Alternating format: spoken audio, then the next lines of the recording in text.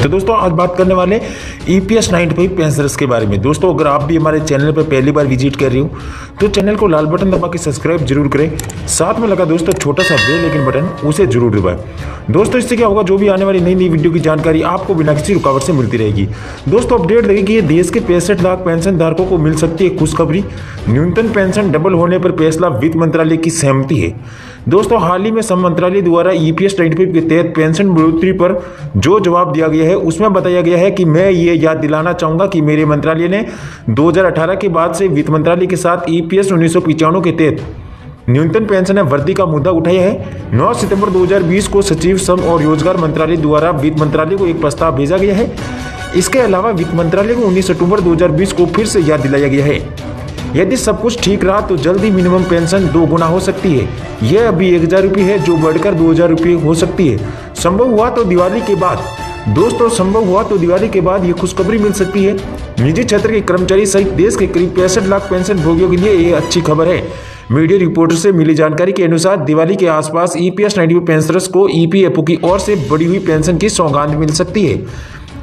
बताया जा रहा है कि श्रम मंत्रालय के न्यूनतम पेंशन को बढ़ाया जाने के प्रस्ताव पर वित्त मंत्रालय ने सहमति दे दी है। यदि यह सहमति किसी निर्णय के रूप में सामने आती है तो न्यूनतम पेंशन 2 गुनी हो सकती है। असल में इस प्रस्ताव पर central board of testing CBT केंद्रीय बोर्ड ऑफ टेस्टिंग ने पिछले साल मंजूरी दे दी थी।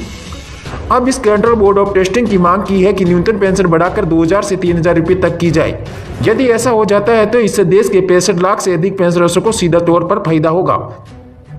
आपको बता दें, हालांकि सरकार के खजाने पर 2 से 2,500 करोड़ रुपए का अंतरिक्ष बाहर आएगा। प्राइवेट सेक्टर के संगठित क्षेत्र के दायरे में आने वाले कर्मचारियों को सेवानिवृत्ति के बाद मंथली पेंशन का फायदा दिया जा सकता है। इसके लिए EPS 95 EPS यानी एम्प्लॉय पेंशन स्कीम 1995 आरंभ की गई थी और EPF योजना 1952 के अनुसार कोई भी संस्थान अपने कर्मचारियों के EPF में होने वाले 12% योगदान में से 8.33% EPS में जमा करता है। जब कर्मचारी 58 साल की आयु पूरी कर ले तब वह कर्मचारी इस EPS के पैसे से मासिक पेंशन का फायदा प्राप्त कर सकता है। तो दोस्तों EPF कटौती का नियम आपको बता दूं, EPFO कर्मचारी भविष्य निधि संगठन के दायरे में जो संगठित क्षेत्र की कंपनियां आती है वे अपने कर्मचारियों को EPF यानी एम्प्लॉय प्रोविडेंट फंड का पूरा लाभ देती है। इसका नियम तय है। इसके तहत EPF नियोक्ता एवं कर्मचारी दोनों की तरफ से एक योगदान तय होता है जो कि कर्मचारियों के मूल वेतन में महंगाई भत्तों को जोड़कर बनाया जाता है। यह बेसिक सैलरी प्लस DA का 12 माइनस प्रतिशत होता है। कंपनी के 12% योगदान के पैसे में से 8.33% राशि कर्मचारी पेंशन योजना यानी EPS में जाता है। EPS खाते में से निकासी की सीमा EPS जो दोस्तों आपको बता दूं, EPS अकाउंट में से पैसे निकालने को भी अपने नियम है। असल में इसके लिए 10 साल की क्राइटेरिया है। 10 साल की अवधि के पहले सर्विस के जितने 20 साल कम होंगे आप एक साथ इतनी ही कम धनराशि की निकासी कर पाएंगे। जानकारों का कहना है EPS स्कीम एक मुश्त पैसा निकालने की परमिशन केवल तभी मिल सकती है जब आपके पास नौकरी 10 साल से कम वर्ष हो। जो राशि आपको लौटाई जाएगी वह EPS योजना 1995 में दी गई है टेबल D के अनुसार तय होगी। नौकरी जाने पर पैसा निकाले या नहीं। दोस्तों आपको बता दें, यदि आपकी नौकरी चली जाती है तो आप EPF खाते से पैसा निकाल सकते हैं या नहीं, इसका जवाब भी जान लीजिए। असल में EPF योजना के तहत नौकरी चली जाने पर मेंबर के पास पूरी राशि निकालकर उस खाते को बंद कराने का एक ऑप्शन होता है। यदि व्यक्ति 2 माह से अधिक समय के बेरोजगार है तो वह खाते को बंद करा सकता है। ऐसे में शर्त यह है कि सर्विस के 10 साल कम होने पर EPS और EPF खाते से एक मुश्त पैसा पूरा निकाला जा सकता है। दोस्तों लेटर में हमने लिखा है, आदरणीय श्री नरेंद्र मोदी जी, माननीय प्रधानमंत्री भारत सरकार नई दिल्ली महोदय, आपको सादर अवगत कराना चाहूंगा कि EPS 95 के पेंशनर द्वारा विगत काफी समय से अनुरोध किया जा रहा है कि उन्हें माननीय उच्चतम न्यायालय के आदेशानुसार उच्च पेंशन की सुविधा दी जाए और कम से कम 7,500 रुपये बेसिक पेंशन तथा उस पर महंगाई भत्ता दिया जाए। जी हाँ दोस्तों, हमने आपकी मांग को बहुत ही गहराई से सोच समझ के ये लेटर लिखा है और उनकी पति पत्नी को मुफ्त स्वास्थ्य सुविधा भी दी जाए। जिन सेवानिवृत्त कर्मचारियों को EPS 95 योजनाओं में शामिल नहीं किया गया उन्हें उसका सदस्य बनाकर पेंशन योजना में शामिल किया जाए अथवा उन्हें 5,000 रुपये की राशि पेंशन के तौर पर दी जाए। लेकिन मुझे अत्यंत दुख के साथ लिखना पड़ रहा है कि अभी तक इस विषय में सकारात्मक कदम नहीं उठाए गए, जिस कारण EPS 95 के पेंशनर्स को बड़ी असुविधा का सामना करना पड़ रहा है।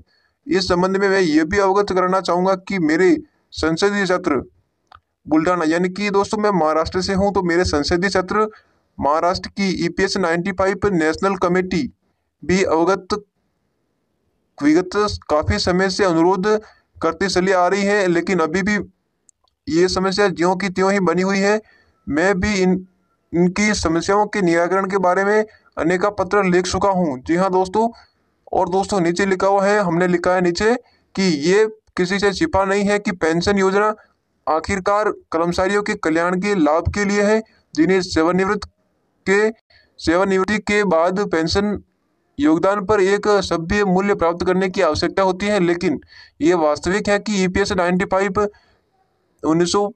EPS 95 के पेंशनरों के रूप में देश के लाखों बुजुर्गों को गरिमा के साथ जीने के अधिकार से वंचित रखती हैं। ये दुखद है कि EPS 95 पेंशनरों को पेंशन के रूप में अल्प राशि मिलती है, क्योंकि EPFO पेंशन की गणना के लिए उपयोग किए जाने वाले वेतन को कैपिंग करता है और EPS में योगदान को कम करता है। दोस्तों हमने भी आपकी मांग को बहुत समझा सोचा, तभी हमने भी सोचा क्यों ना EPS 95 पेंशनर भाइयों का हमारे को भी थोड़ी मदद करनी चाहिए। तो हमारी टीम ने अब ये संकल्प उठाया है। तो दोस्तों अब हम आपकी पेंशन को लेकर हर एक सबसे जरूरी अपडेट हमारे चैनल पर आपको देते रहेंगे। तो आप सभी हमारे चैनल को सब्सक्राइब जरूर करके रखिएगा, ताकि हर एक छोटी से बड़ी अपडेट सबसे पहले आपको दिखाई देगी हमारे चैनल पर। दोस्तों नीचे लिखा हुआ है, मेरी जानकारी में ये भी आया है कि EPS 95 से संबंधित पदाधिकारियों के एक प्रतिनिधि मंडल ने आपसे भेंट करके अपनी समस्याओं से अवगत कराया था, जिस पर आपने श्री जितेंद्र सिंह माननीय राज्य मंत्री प्रधानमंत्री कार्यालय को इसकी समस्या के निराकरण कराए जाने हेतु कहा था। तत्पश्चात जितेंद्र सिंह जी ने उनकी समस्या के बारे में संबंधित अधिकारियों को निर्देशित किया था, लेकिन कोविड-19 के चलते इसकी समस्याओं के निराकरण में व्यवधान हो रहा है। ये सही है कि कोविड-19 की वजह से देश में अनेकों जटिल परेशानियां से जूझ रहा है, लेकिन ये भी सही है कि EPS 95 के पेंशनर्स कोविड-19 जैसी स्थिति में और भी गंभीर कठिनाइयां से जूझ रहे हैं। जी हाँ दोस्तों, हमारे पास बिल्कुल पैसे नहीं है, क्या करें अब हम। तो सरकार को ये सोचना चाहिए कि हम बुजुर्ग लोग हैं, कहीं पे नौकरी पे जाए तो भी हमारे को नौकरी पे कौन रखेगा। दोस्तों हमने इस बात पर आपका पूरा समर्थन दिया है, तो आप भी हमारा पूरा समर्थन देकर इस चैनल को सब्सक्राइब जरूर कीजिएगा। दोस्तों आगे लिखा हुआ है, तथा उनकी आयु भी बढ़ती जा रही है और देखने में आया है कि इन पेंशनर्स के पारिवारिक सदस्यों की कोविड-19 महामारी के कारण मृत्यु भी होती जा रही है।